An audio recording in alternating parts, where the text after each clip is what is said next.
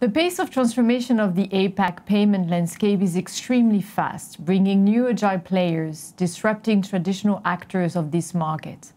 At Ingenico, a worldwide brand, we believe this is our obligation to support our existing partners to move faster and more efficiently, but also welcome the new entrants in this rapidly moving world. Every day, Ingenico partners with stakeholders to build innovative commerce infrastructure solutions that impact millions of customers.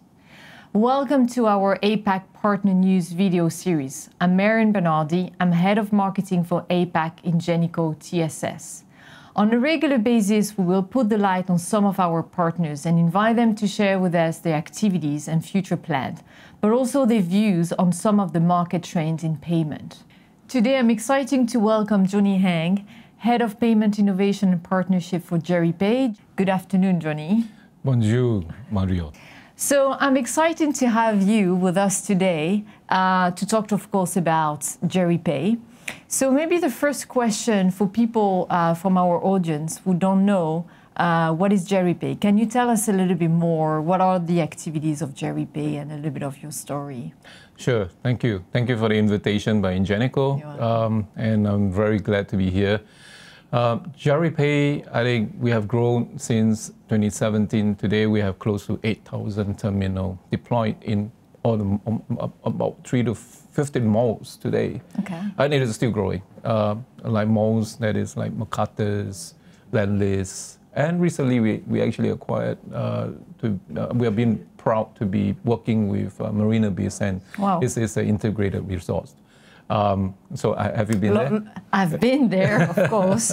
That's probably one of the first places when you join Singapore, and also I know there is also a lot of tourists going over there when they discover Singapore. This is one of the very emblematic places there with a lot of stores, a huge resort over there, right? Yes, and they actually use our terminal for a reward system. And we have expanded our services from reward to tax refund. And we also do smart POS. We are also looking at alternative payments. This is a growing segment that we should not be neglected. But since how we came about was in 2017, at the time we realized there is a big gap of legacy terminals that is deploying all over. So you mean before the smart POS, right? Exactly. So we realized the smart POS was an important roadmap that we need to embark on quickly. Reason because Android is the way to go.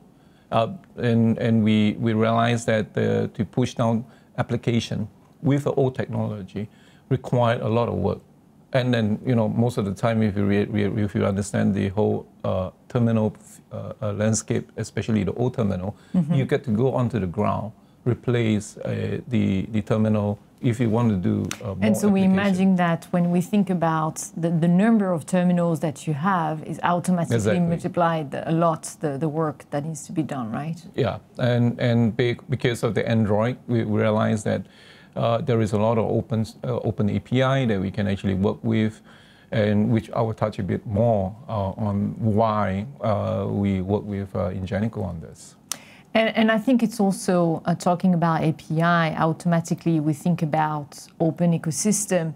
And so it means that these smart POS, like you mentioned, the Android terminals give access to a lot of services that you can propose to the merchant and automatically to the end user, right? So not only restricted to payment itself, or even if we think about the alternative model of payment, but it's also other services. So I think one of things that you mentioned as introduction is that you talked about loyalty program. And this is something that can be managed through this type of application.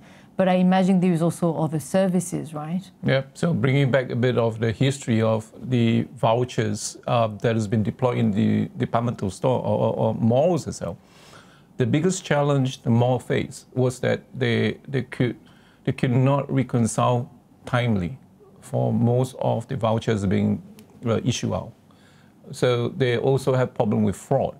Yeah, because if I remember well, when we talk a little bit about the voucher, is that there were a fraud of people bringing some paper voucher or duplicate, I mean, making copies, and after the problem is then the merchant needed to go to a particular center to redeem the voucher, and they realized that it was wrong. Yeah, it was a use, if it's a fake, because someone has make a copy of it, and then they so just use it. They have lost probably a lot of money. Yes, and because of the Android terminal, we can do digital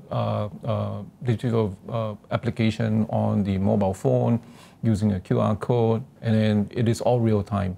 So the Android terminal have a camera that actually can take the picture of or recognize the QR code and send it to the backend itself. Okay, so tell me, if I, like you mentioned, a client of the Marina Bay Sands, and I'm a member of the loyalty program. How does it work for me, for instance? So it is about today you buy something from a store, you will have an app or a card. So a lot of time people tend to forget about their card. Forgot to bring the card, they leave it in the car, but then they go back and take it. So digitalization was the key. So having a digital card on a consumer app, and then at the same time when they go to the store to make their purchases, they can actually earn points immediately and can be used in another store immediately, rather than it's a delay reaction. In the past is that you have to wait for perhaps 3-4 days in order before being able to use the point for another purchase, for example, exactly. Right? Or the voucher. Exactly. Okay. So I think across the mall they want to have instantaneous reward to consumer. I mean, but I think it is not just a mall issue, but it is the consumer are more demanding these days. They want things to be instantaneous, of course, rather than delayed. And we know how it is that in the past where we were collecting voucher, whatever was the loyalty program, and keeping it at home saying, oh, I have to think about it when I'm going to go to the next store. And at the end, most of the time, you don't use them, right? And I think here we're not talking about that anymore. It's easier for the merchant, but it's also easier for the client with the loyalty point and how to redeem them and how to use it very, very easily in those stores, right? Exactly. I mean, it is seamless. Today is very seamless. Everything is integrated. You can get, I mean, it is an end-to-end solution. I mean, from the consumer front to the middleware, which is where the terminal comes into play. And then from the reconcile, when the finance side, they want to be able to reconcile and say how much has been redeemed, how much has been spent on a particular month, who am I supposed to pay? Unlike in the past, it's how if you have voucher, you take time to reconcile. And then you have to calculate how many vouchers has come in. I mean, imagine you have 1,000 outlets. I mean, for 3 months, you'll be doing 1,000 outlets of voucher collection. Paperwork. Exactly. Yeah. So it's helping automatically the front end and the end user, but also the back end with the merchant keeping their book and all the reconciliation aspect of this loyalty program. Is very interesting. So as I mentioned, Jeripay is one of our partners, one of Ingenico partner, and we are glad to have you with us today for this first video. And so tell a little bit more to the audience how Ingenico participates in your growth and in your roadmap in the context of our partnership. We had been using a lot of different terminals in the marketplace. The only biggest challenge that we face is in open API, which we recognize Ingenico has a payment platform as a service. PPaaS. And there is an API that is readily available. And which we also found Ingenico have a wide certification being already done with payment schemes like Visa, Master, Amex, and Diners, and you can just name it. I mean, it go down a long road, you know. So I'll just let you read on it on that. But when we realized that, we discovered that. I mean, we found that Ingenico itself, the DX 8000. Fits so the Android terminal, and we have so much experience in since 2017 looking at Android terminal. We have experienced a number of round of terminals that we have used. Well, I mean, it's never too late. I mean, we were looking at a robust one, and then we found DX 8000 was robust. It probably have a long runway for us to do more things with it. And the environment, especially in the F&B, is very harsh. You need to have a robust, that's where I keep emphasizing robust terminals, because we need to have that serviceability. We can't have a terminal that is just give up on us all of a sudden, you know. I can imagine on a Saturday afternoon. Exactly. If it's happening, no, it's not. It's not possible. Yeah. And I think there is also something that, generally speaking, our partners mention when it's about also robustness is also the security, because we talked about payment, we talked about money. It's important for the merchant, but it's also important for the end user. So this is also, I'm assuming, one of the criteria that was important for you in the choice for the terminal. I think one of the things also that you mentioned about PPaaS and the Open API is the fact that, yes, there is already the different scheme and payment solution embedded, the alternative payment solution also.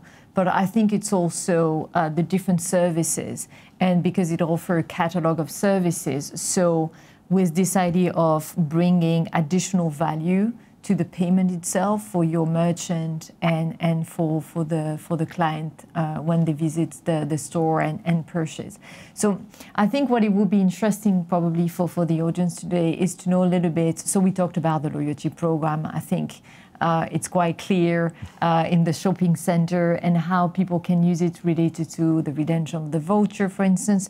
But can you tell us a little bit more about what you're thinking in the context of the partnership with Ingenico and this additional value-added services? What you're thinking about in addition to the loyalty program aspect? I think there is a lot of synergy, a lot of opportunity, especially Ingenico has been around for many years. I mean, there is a regional footprint. For Jeripay, I mean, we are humbly still very Singapore and small. Of course, you know, we would love to grow together with Ingenico, and one day we'll be like Ingenico, you know? Yeah, we forgot to say that you're one of the good, very inspiring Singaporean fintech. Thank you. And very lot of promises. I mean, already good successes and a lot of inspiring and promises a future that we wish you, of course. Thank you.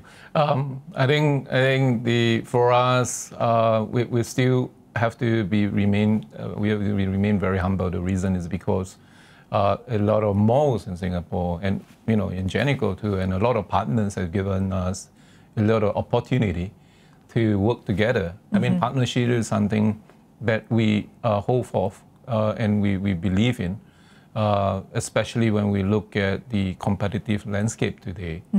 And I think that there is no better way than looking at a current partnership we have in Ingenico. There is a lot of more opportunity when we look at the DX 8000, because we can actually have more partners riding on the terminals to provide more value-added services to our mall that, you know, overnight, I mean, if there is a new provider or payment provider, whether is it buy now and pay later, whether is it alternative payment, or even cryptocurrency, you know. Absolutely. And we can enable it anytime. So because of the platform that is open, then we are able to go into the market faster than most of and you could choose in this kind of catalog the different services depending on the merchant, or even per merchant in the future. So depending on what they are, their specific requirement, you can help them and support them directly with exactly the services and the type of payment solution or acceptance they need. Exactly. Exactly. Yes, extremely flexible and gives all the flexibility to answer to them quickly. Correct. Great. I think now, so we talked about our existing partnership. We talked about what could be next in terms of providing additional services with PPaaS and the DX8000. I think one of the questions that I would have for you now is, I've seen your profile on LinkedIn, and you have an impressive experience and background in payment. So maybe one of the questions, because we talked about APAC and how this payment landscape is changing, I'd like to have your view of what's going to be next, according to you and your experience. Well, I mean, so you don't hold me to it, right? For what I'm going to say. No. I mean, thank you for the accolade, but I would say that I learned from everyone, including yourself. That's where I would see that we have arrived to a point that today is a invisible payment, which I always like to use the word. You don't even wipe out a credit card. So we always said whether card branding of a card itself is still relevant now, because you don't even pull out the card. I mean, and you go contactless, or you do card on file, which is basically you already have a payment card in your app. So as I cited the example that in many years ago when I saw Uber came to Singapore, I saw young, people was like school probably poly or university student getting down on the Mercedes. And I thought, wow, they have rich parents driving Mercedes. How come they're sitting behind? What sort of Asian culture is this? As a driver, the father is a driver. I say, and I was like telling my friend, I say, this is not the right culture, to have your father to be the driving in front, and then you're sitting behind, and then you just get out of the Mercedes, and then. I'm not advertising for Mercedes, yeah. So it's not a stereotyping. It could be Tesla in some cases, huh? and it just got off. I mean, then I realized that actual fact that you already paid upfront, which is invisible. I mean, unlike that you get out of the cab and then you have to pay with your cash or you have to pay with a card. So we already arrived in the invisible payment today. And seamless. It's seamless. Yes, and we're expecting other type of solution, more and more app, and probably also actors that were not historically in payment, who can now provide payment capabilities to their clients, right? Exactly. Almost everyone now is like providing an API to integrate. I have to cite the example that I was impressed with. Payment platform as a service, PPaaS, was doing that. I mean, allowing API integration. That's where also again, riding back on DX8000. I mean, this is a long journey in the next couple of years, which we find that will be very relevant to then. I mean, to the next couple of years, and I would say we reach out to we come to a stage that is borderless now. You will see that foreign exchange rate. I mean, you can buy in China, you can buy in Thailand, you can buy anything around the world, but you have multi-currency, right? So you have a multi-currency account, which is going to be just a norm. In the past, it's only corporate. As a consumer, you can have a multi-currency card now, and basically you can hatch or play around with it. But and this is something that is possible online, by the way, when you can choose. So it's also bringing the experience that we know from the digital side to the physical / in-store, if I have to say in-store, because in the car it's not in-store, but yeah, in-store experience. And it's maybe also offering a completely omni-channel experience. And maybe more and more, I don't know if I think you're a fan of Metaverse, if I'm not wrong. And we can imagine that when we talked about omni-channel, we can imagine that there is a third word that will be the virtual one, where potentially we can also redeem the loyalty point in the virtual world, or buy something. I mean, we can imagine probably many different scenarios, and we are probably also at the beginning of the journey. We don't know yet what is going to... Well, you're right. You know, the Metaverse itself is the next up and coming, and then we even talk about maybe buying an NFT, you get to earn points, you know. I mean, there is a lot of opportunity. It's endless. I mean, with the fact that today is borderless, there is a lot of digital movement, especially if now we talk about payment becomes seamless, transaction becomes more, there will be more opportunity for people to, small entrepreneurs. So based on just, I was reflecting, you talked about more actors that were not the traditional payment actors, right? We know there is more and more new agile entrants, more transaction, more opportunities of business, of course. What can we what can we expect related to the landscape of all the different stakeholders of payment? I would say that in the past that there's always the challenge that we see in the malls, banks who wants to control that terminal space. But we always say that you do not need to be controlling it, work with us. I mean, we are able to do multi-acquiring, right? Which I said in the very beginning of it is that we are agnostic. We are not very hardware focused. Mm-hmm. We are very solution focused. So I would see that most merchant especially wants to be able to say that one terminals for doing a number of things. I mean, if you go to digital store in Singapore, you will probably see close to 16 terminals or 18 terminals. You know, then they will pull it from the drawer. Reason because they have DCC direct. It's like it's a installment scheme, right? So they have different mall would have a different installment scheme. Mm-hmm. When you do the transaction. Then they only that let's say if it's from that particular bank A, then you have to use the A bank terminal. If it's a B, then you're going to use the B terminal. So that created a multi-terminal scenario. But I would say that malls more and more, especially in Singapore, real estate space is so expensive. The counter space is expensive now.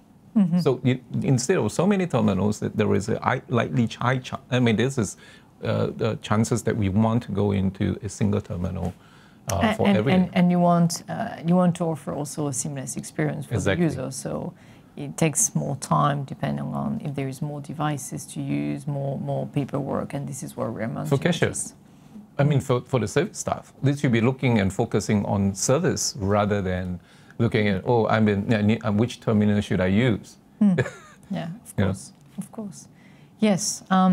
So thank you. Thank you very much. I think we are approaching the end of our session today. So thanks a lot for your time. Thank you. For sharing your experience at Jeripay, but also your experience in the payment landscape. I think what we can say for our audience today is that if they want to know more on Jeripay, go to their website at jeripay.com. You will find all the contact details on Contact Us page. If you want to know more about Ingenico, go to our website, ingenico.com. You can also follow us on LinkedIn and Twitter to get more news and also news about our partner. Thanks a lot for your time today and see you soon. Bye.